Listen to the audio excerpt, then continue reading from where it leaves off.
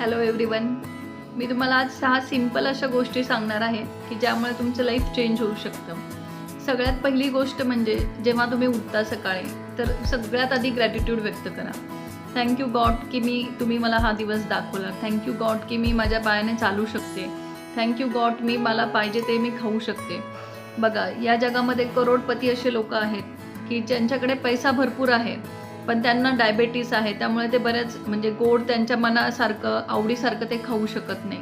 त्यामुळे प्रत्येक गोष्टीसाठी सगळ्यात उठल्यानंतर तुम्ही आधी थँक्यू म्हणा, ग्रॅटिट्यूड व्यक्त करा. हे सगळ्यात आधी करा. दुसरी गोष्ट म्हणजे वर्कआउट हा खूप इम्पॉर्टंट पार्ट आहे. कोरोनानंतर तुम्ही सगळ्यांनी हेल्थचं इम्पॉर्टन्स तर कोरोनामध्येच सगळ्यांना लक्षात आले.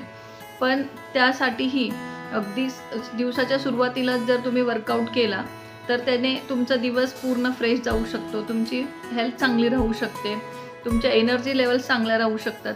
आणि समजा इन केस कोणाला दिवसा सकाळी जमत नसेल तर तुम्ही संध्याकाळी नक्की वर्कआउट करा.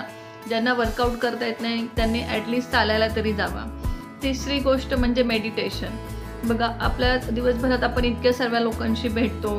कोणाकोणाची एनर्जी पॉझिटिव्ह असते, कोणाची निगेटिव्ह असते, किंवा वेगवेगळे टेन्शन असतात, स्ट्रेस असतो.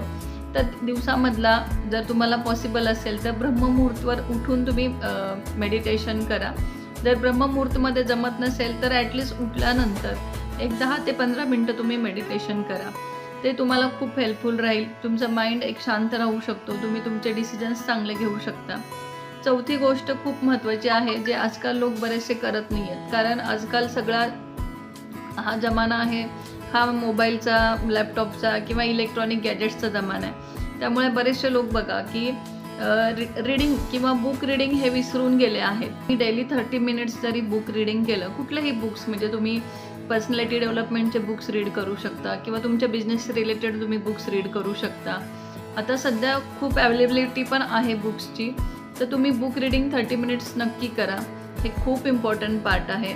नंतर पुढची गोष्ट म्हणजे की आपल्या प्रायोरिटीज सेट करणं. बघा, बऱ्याच वेळा लोक म्हणतात की मला टाईमच नसतो किंवा ही गोष्ट करायची पण मला टाईमच नाही आहे किंवा मी विसरून गेले. तर तुम्ही तुमच्या प्रायोरिटीज सेट करा. तुमचा पुढचा दिवस किंवा पुढचा आठवडा, दुसऱ्या दिवशी तुम्हाला काय करायचं आहे, इवन पूर्ण वीकचं प्लॅनिंग, मंथचं प्लॅनिंग तुमच्याकडे रेडी पाहिजे. तर तुम्ही आधीच हे सेट करा. तुम्हाला तुमचा हा टाईम वेस्ट नाही होणार की मी आता काय करू किंवा मी हे काम कधी करू. हे तुमच्या प्रायोरिटीज तुम्ही सेट करा. आणि शेवटची महत्त्वाची गोष्ट म्हणजे नाईट ग्रॅटिट्यूड. तर नाईट ग्रॅटिट्यूड शेवटची महत्त्वाची गोष्ट आहे ही. कारण झोपताना तुम्ही दिवसभरामध्ये तुम्ही आठवा की तुम्ही कुठल्या गोष्टी चांगल्या केल्या, कुठल्या गोष्टी तुमच्या चुकल्या. तुम्ही ॲनालिसिस करा की दिवसभरात आपण कोणाशी कसं वागलो. आणि नंतर सगळ्यात महत्त्वाचं म्हणजे तुमचा दिवस पूर्ण चांगला गेला यासाठी परत ईश्वराचे आभार माना, परत ग्रॅटिट्यूड व्यक्त करा. झोपताना मी पाहिलं की बरेच वेळा लोक आता 11 नंतर फ्री आहे किंवा 10 नंतर फ्री आहे म्हणून मोबाईल घेतात किंवा रील्स पाहत बसतात. तर तुम्ही रील्स बघा, पण एक 15-20 मिनटं रील्स बघा. पण त्यानंतर तुम्ही काय करा की शक्यतो 10 नंतर तर सोशल मीडिया यूजच करू नका. कारण मग तिथेच आपला खूप टाईम जातो आणि मोबाईलच्या लाईटमुळे पण खूप साईड इफेक्ट्स होतात. सो तो टाईम तुम्ही ग्रॅटिट्यूडसाठी द्या. तुमची झोप पण खूप शांतपणे आणि छान होऊ शकते. ह्या 6 गोष्टी जर तुम्ही फॉलो केल्या, मी काय सांगितलं, सकाळी उठल्यानंतर ग्रॅटिट्यूड, दुसरं वर्कआउट, तिसरं मेडिटेशन, चौथं म्हणजे बुक रीडिंग, 5वं म्हणजे ॲनालिसिस करणे किंवा प्रायोरिटीज सेट करणे, आणि 6वं म्हणजे रात्री झोपताना परत ग्रॅटिट्यूड. ह्या 6 जर तुम्ही गोष्टी केल्या तर तुम्ही कुठल्याही चॅलेंजेसला इझिली फेस करू शकता. तुम्हाला कोणाच्याही मोटिवेशनची गरज पडणार नाही. अगदी सेल्फ मोटिवेटेड आपण राहू शकतो. तुमच्या एनर्जी लेवल्स छान राहतील.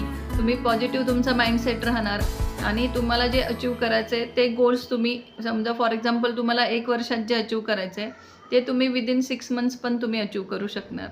So all the best. Thank you so much. Have a good day. Bye.